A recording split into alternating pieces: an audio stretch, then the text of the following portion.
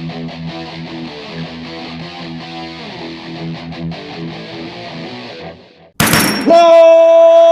up, nerds and nerdettes and wee little nerdlings all? It's your buddy Big Johnny G from Two Gun Pixie presents Legendary Gaming. And may all your gaming be legendary indeed. So it's been a while, it's been a couple of weeks I think since I've dropped an episode of Big Johnny G's 5 Favorites. And actually, it came to my mind earlier today, because it's something I was talking about. Lately, the last day, something came up with the 20-sided Warriors over the weekend, and something that came in the mail. So all these things came together in my mind like fragmented pieces of a puzzle. And I suddenly knew what I needed to talk about on this one, actually. Big Johnny G's 5 favorite. Yeah. So my 5 favorite list this time is my personal 5 favorite dice set collection games. Now, set collection game is generally, something like Pandemic, Ticket to Ride, games that are manipulated and moved forward by the usage and using of sets, usually in those cases of cards, and they will, move events. Well, not events, but they'll move the game forward. What you're doing will fix the cure or make the train lines or whatever the game mechanic is. So with this, it's all about the dice. Games that use dice for set collection. And there seems to have been a little bit of a burst. I mean, they've been around for a while, but it seems to me, me and Alex were talking about this, months ago. It came up that it seems like there are, since last year, a lot more of these dice set collection games that are coming out. And that's not a bad thing. We weren't kvetching about it and by any stretch of the imagination at all. It was just a piece of topic for a conversation. We were talking about, board games. And we had just played a few back to back. And that's when we started realizing that lately there's been a lot, it seems, of these dice set collection games. Well, the set collection games have always been pretty big, and, everyone loves chucking dice. So, of course, the two are going to go together pretty good. So, my personal 5 favorite dice set collection games. If you want to play a dice set collection game, and you mention one of these games, you just got a quick peek. Now, don't pause and try to read it. Why don't you just let it flow and happen naturally? But if you want to play one of these 5 games, I am down. I am there. Anytime. Well, if I got time, I'm there for it. And, actually, a couple of them 60, 90 minutes. Most of them a couple of them 30, 45 minutes. They don't take that long. That's my point. So why don't we get right down to it? Big Johnny G's top 5 dice set collection games.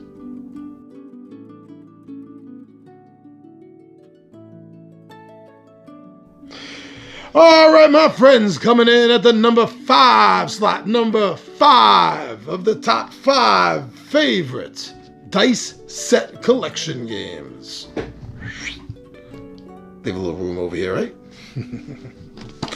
Number 5, One Deck Dungeon. This is a game that is published by Asthmatic Games. It is good for 1 to 2 players. If you have 2 sets or the set and the expansion, you can play up to 4 players with this game, ages 14 and up. Should take about 30-45 minutes. If you're playing with 4 players, you might want to look at 45 to 60 minutes. This is a really fun game. I like the fact that you choose different dungeons to, delve into. It is a dungeon delving game, actually, with dice and no miniatures. But each one has its own set of standard danger per level. You have 3 levels. And no matter what you're doing, you got to deal with with either the trap or the attack that is always constant in that particular dungeon level.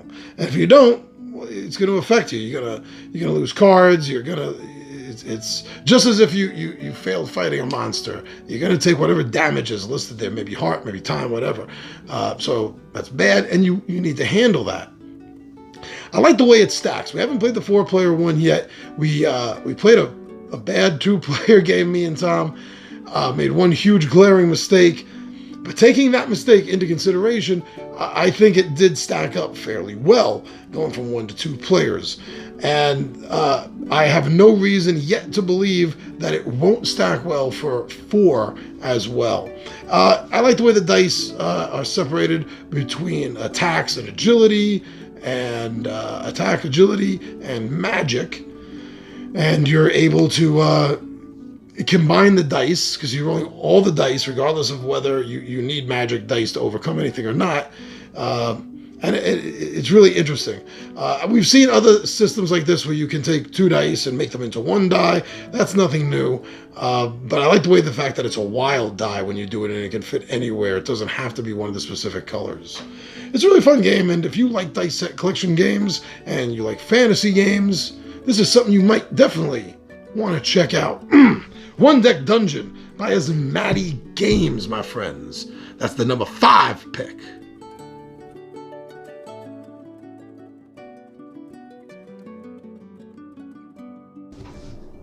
Surprise! Now I'm over here.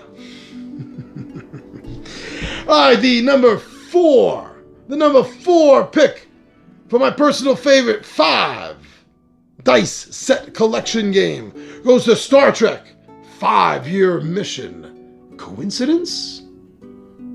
Mayhap. Yeah, Star Trek 5-Year Mission. That is by Mayfair Games. And that is, you're going to need at least 3 players for this. I mean, I guess you could solo it and use a minimum of 3, but it does change the dynamics. And I don't think this particular game stacks down that well, like many cooperative games do. Especially one of the cards is communication failure. And what this card means is while it's in play, while this alert is in play, you all at the table, you can't discuss tactics. Everything is silent. So while you were cooperating to the point where, I got this, I can help with that, that's over. So that's why you can't really bring it down. But 3 to 7 players, so it handles a fair amount.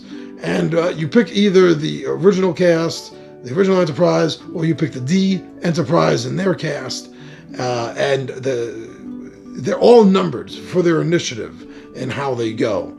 And you can mix it up. The shows did some time travel.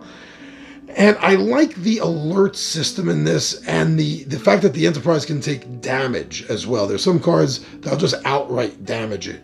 And that's going to spend time, because now you're going to be needing to use some of these dice. Instead of fixing alerts, you're going to have to use some of them to fix the ship. And it gets a little harrowing, but it does so in a step system, Like the first couple of rounds, it's not that bad, but then it's slowly, like a lobster in a pot slowly boiling, it starts to really get to you, and you can start sweating in this game a little bit. And that's something I really like about this particular dice set collection game. And the way the characters are set up, it's really fun. The way their abilities bend the rules, how they're able to use each other's dice, change dice out, and that really gives you a benefit.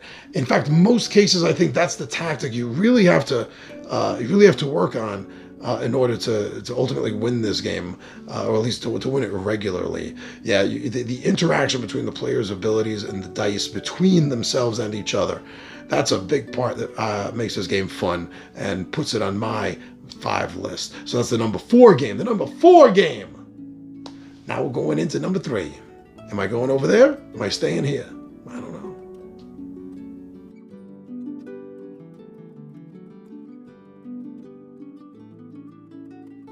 Oh, I'm staying over here. Psyched you out? Maybe. I don't know.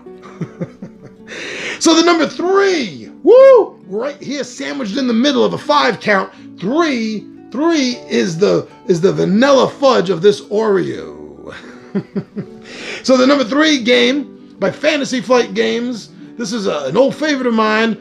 well, old-ish. It's not really that old, but it's old in, I guess, board game life. You know? But anyway, my number 3 is Elder Sign. So this dice set collection game, which is good for anywhere up to 8 players. You can play it solo, but you can be using multiple characters.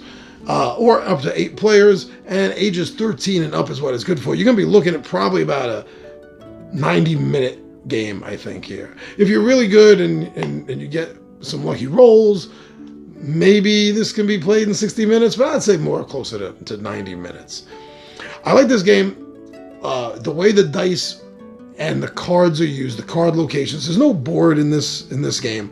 The cards are locations at the Arkham Museum, and especially when you start getting some of the expansions and you start building this deck up, the replayability is amazing. But then again, like I said, that's a little bit due to needing to buy expansions.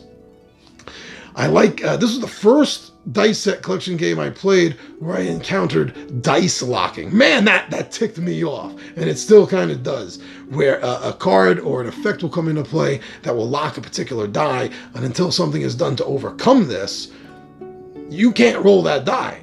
Not like till the end of the turn or something like that. No, until this is overcome. If you don't overcome it by the end of the game, then you're missing out on that die the whole game. I have such a love-hate relationship with that mechanic, and this is the first game that I played that I encountered that, which is probably why it's been so endearing in my heart. Also, you know, the theme, Lovecraft, just like it's like the last one, Star Trek, a huge Star Trek fan. I'm a huge Lovecraft fan of his mythos work, Robert E. Howard's mythos work. So these games will attract me a little bit, to say the least. I like the way it sort of handles the difficulty by using different elder beings, some of the ancient ones that you're able to use, and it ramps it up. But this actually is typical way of handling difficulty level in a Fantasy Flight Cthulhian game, so that shouldn't take anyone by surprise. But hey, I still like it. There's nothing wrong with that. So yeah, it covers horror, but specifically, it definitely covers the niche of H.P. Lovecraft and the mythos, the Cthulhian work. It fits that. So if you're a fan of that kind of stuff, this it's not a fast dice set collection game. In fact, I swear I've had games of this go over 2 hours, but that's because I'm stubborn. Can't help it. But it's always given me and whoever I put it down on the table a really good time. So I mean, that's another thing you got to take into factor when you're dealing with lists like this, is how much fun has it been at the table. And it's tough. I say I have about a 50-50 win-lose ratio with cooperative, and I have yet to even attempt this solo. I have such a you guys, my regular viewers, you know, I have such a horrible run of luck when it comes to solo games. I just lose so many more than I win, and I don't have the confidence. That's what it comes down to. I don't have the confidence to try pulling off soloing Elder Sign, but it's a worthy game for this list. And number three slot, going down to number 2. Yep. I think some of you guessed it. Back over here. And I'm just having fun. I didn't even think about this until we started doing it. So the number two game in my 5 favorites of dice set collection games goes to a company that I'm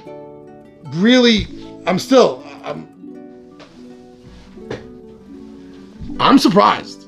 I'm not saying that, you know, it comes off like I think it's a bad company, and I don't, but I am surprised that they delivered a board game like this, and I'm happy about it. So don't read into that the wrong way. It definitely comes off as surprised happiness. Nothing more. But that number 2 game, not a good whistler. That number 2 game is Thanos Rising, and that is by, yes, USAopoly.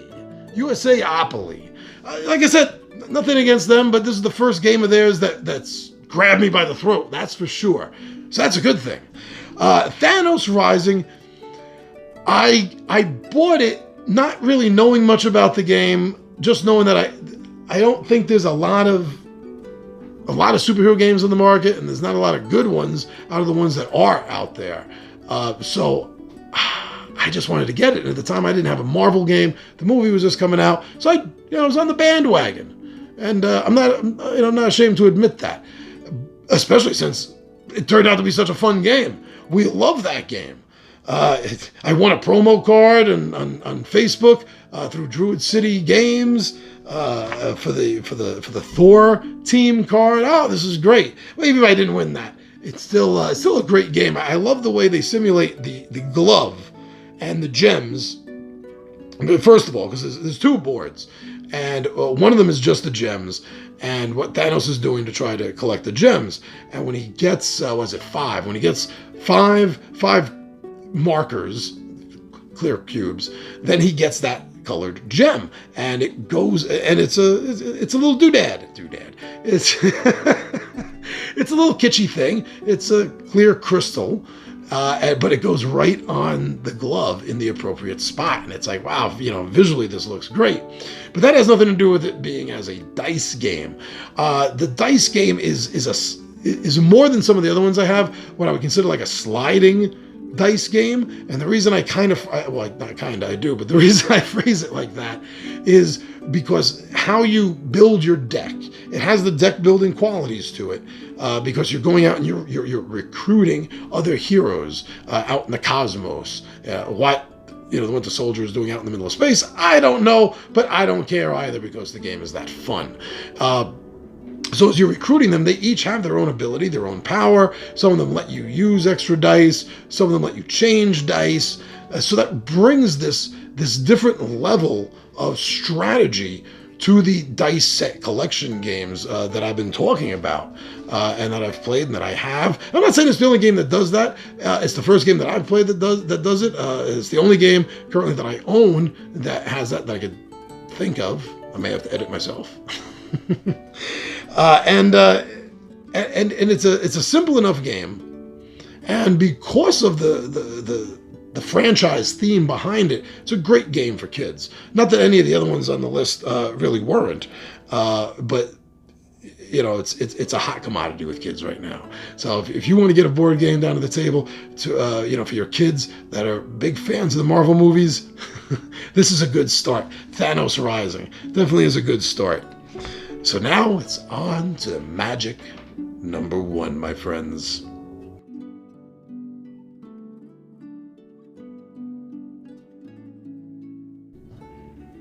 I'm right in the middle. That's not going to work.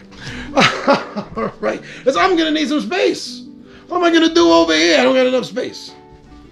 Space has a lot to do with this one, actually. Not just space, but the whole concept of the much larger concept of space-time. Because my number 1 game, my friends, my number 1 favorite dice set collection game goes to none other than Gale Force 9's Doctor Who and the Time of the Daleks. Now, I am a huge Doctor Who fan. I love the classic stuff. I like the new stuff. Patrick Troughton, the second Doctor, is by far, hands down, my favorite.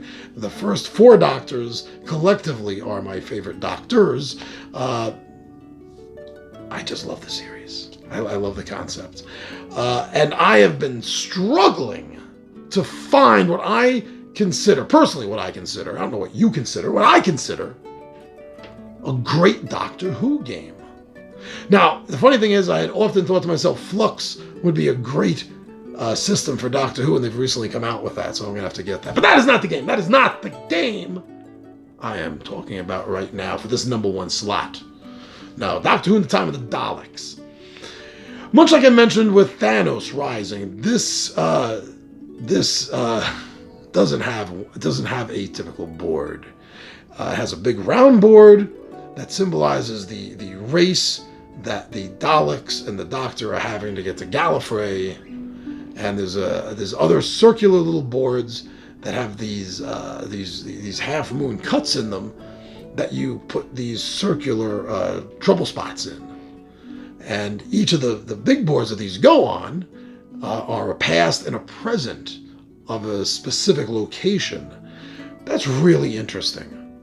Another really interesting thing about this, before I get to the dice, is when you're playing and your doctor dies,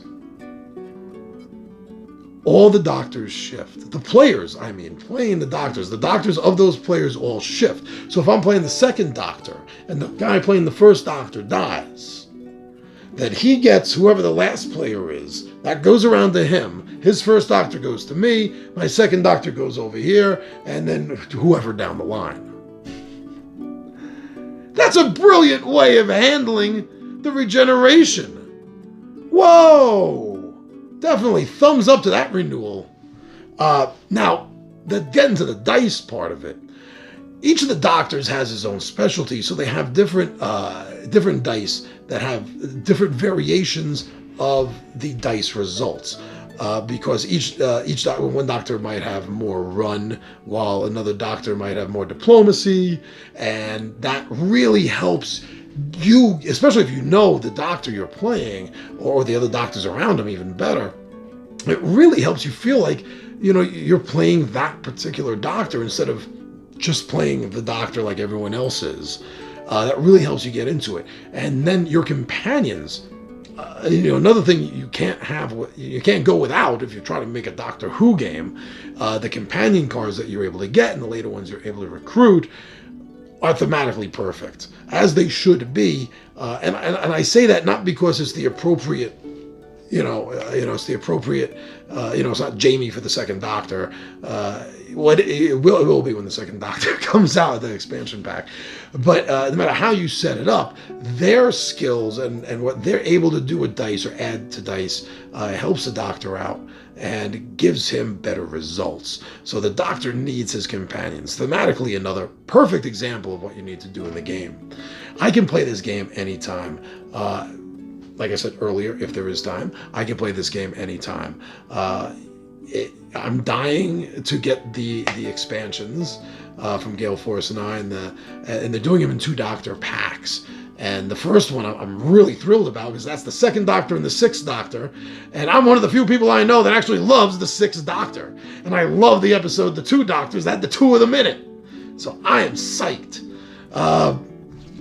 If you're a Doctor Who fan, get this game. If you're a Doctor Who fan that likes board games, or like me, has been looking for a great Doctor Who board game experience, this is it. Number 1 slot. My personal top 5 favorite dice set collection games. Let's go over it one more time.